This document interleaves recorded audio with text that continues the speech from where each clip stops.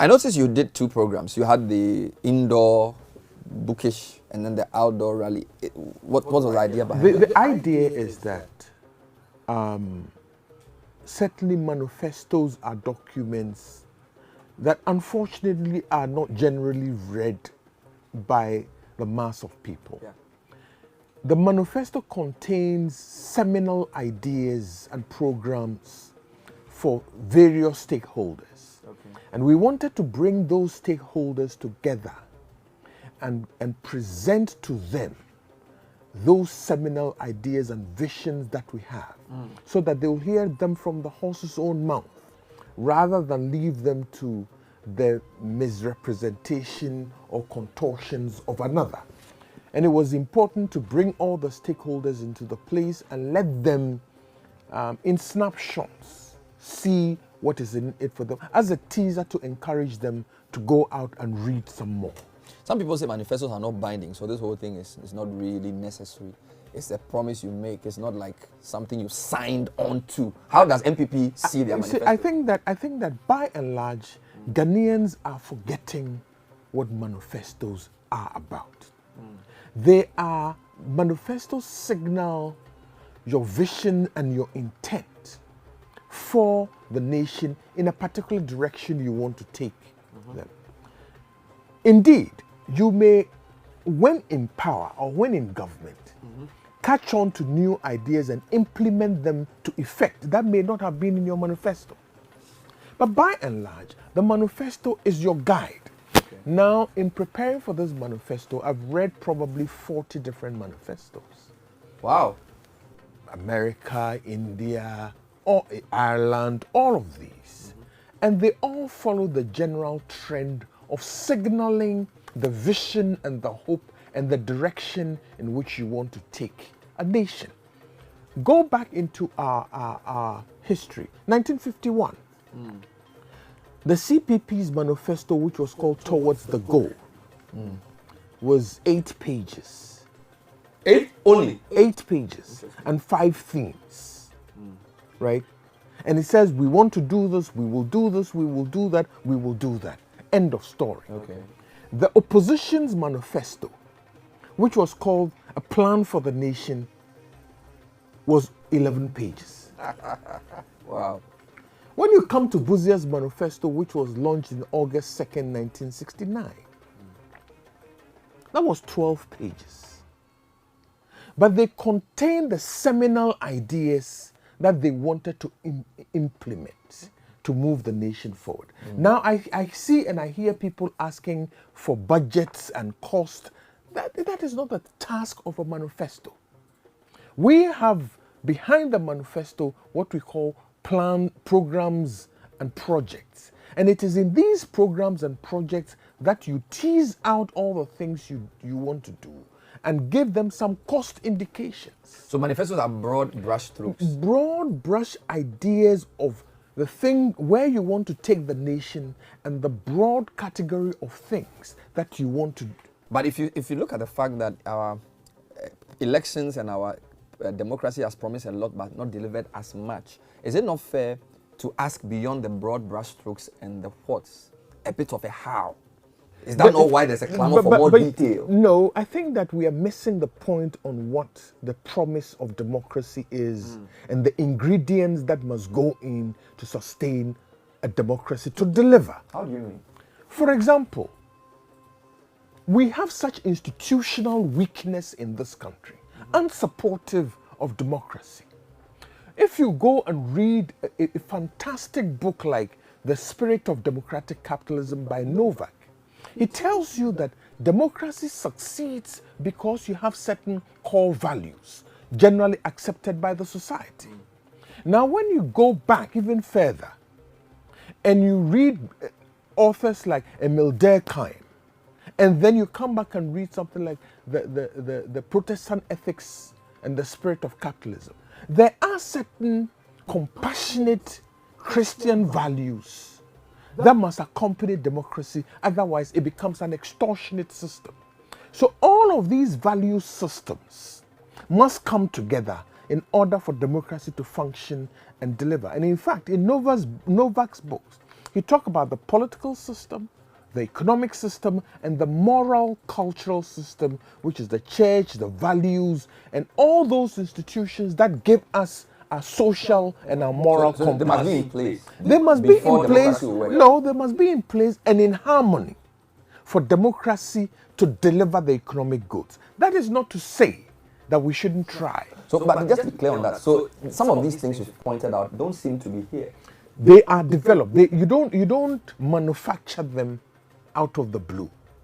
But democracy is a journey. It's a process. And we all must be conscious of developing these values, systems, and institutions in order to make democracy work. But I hope you admit that democracy as a term has various manifestations. So when we say democracy is not delivering, we're not saying so the British type or the American type. No. So my point is that we've been changing governments, trying different things. From 92, we started changing governments through the ballot box. And people have had a chance to do that through the various freedoms that democracies guarantee. But the view is that the transformation, the positive transformation of our lives economically has not been that forthcoming.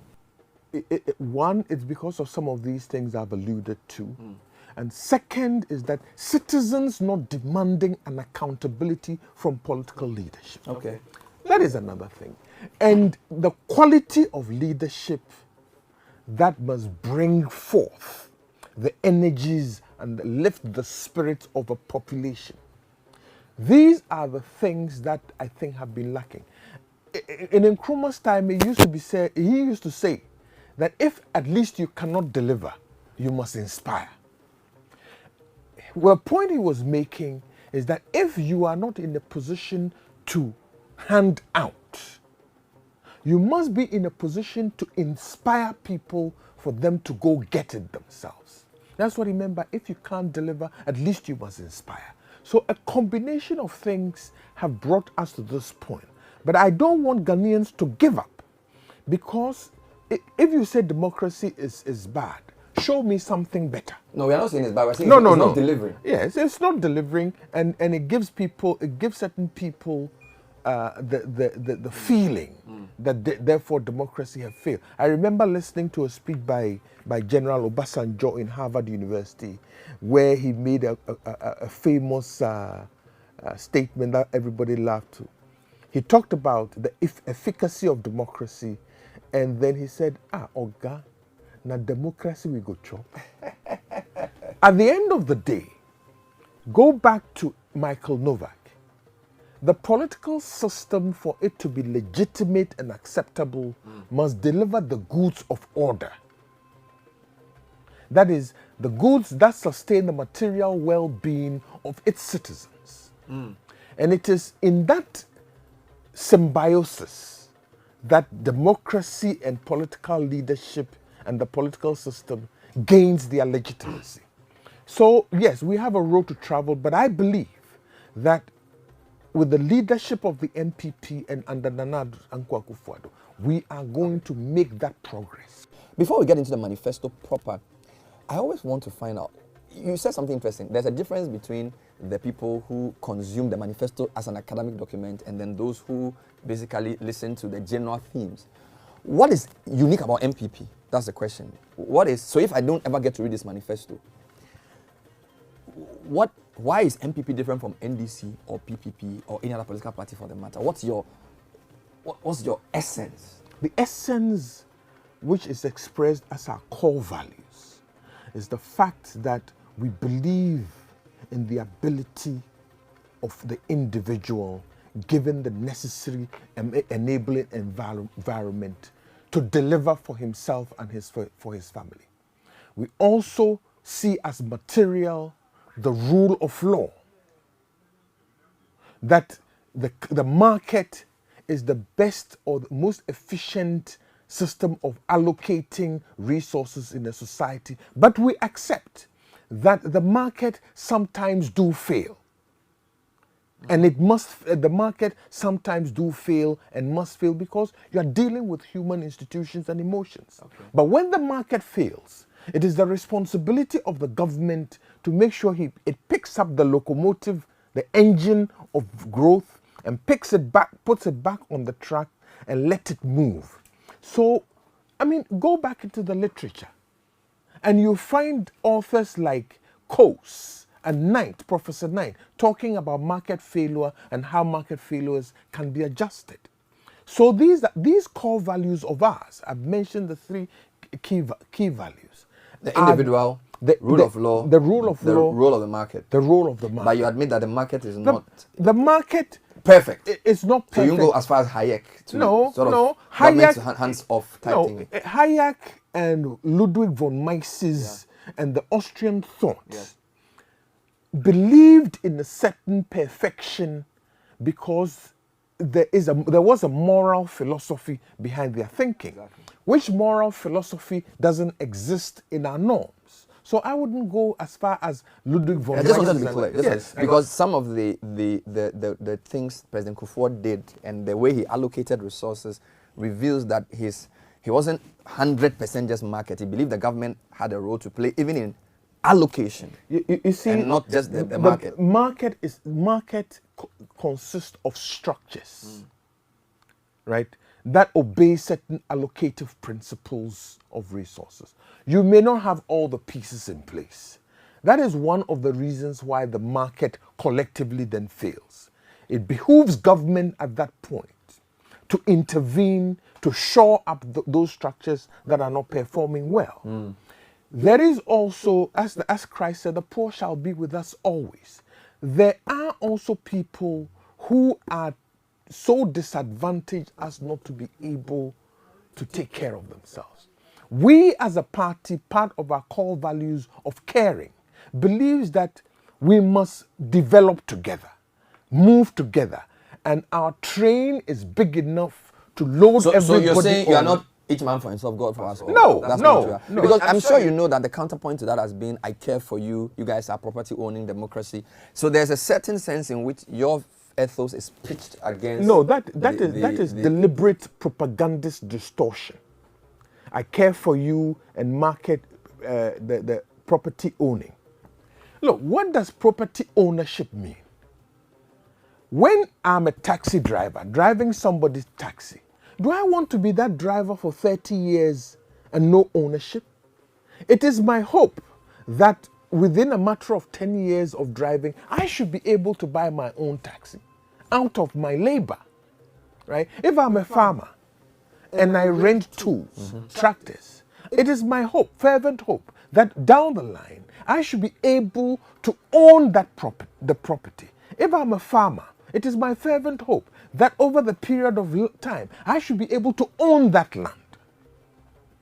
That base capital that allows me to enjoy the productivity of my labor rather than be pure labor to somebody else.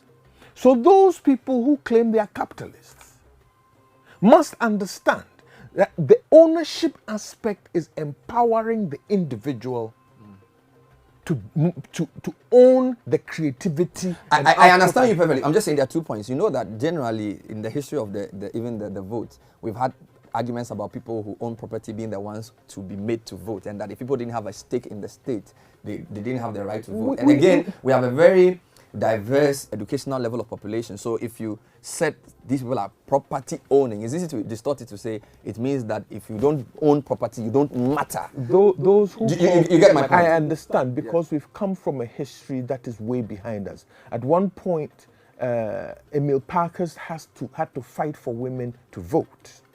That is way behind us. Now women are the majority on our electoral rolls. Those who were accusing us of property owning, have you lately checked the inventory of their own properties they've acquired? Have you? If you do, then you would love property owning democracy. I remember when we were in Legon, certain lecturers used to wear Afro Moses. Now they wear Salvatore, Ferragamo Salvatore. They wear Savile Rossio.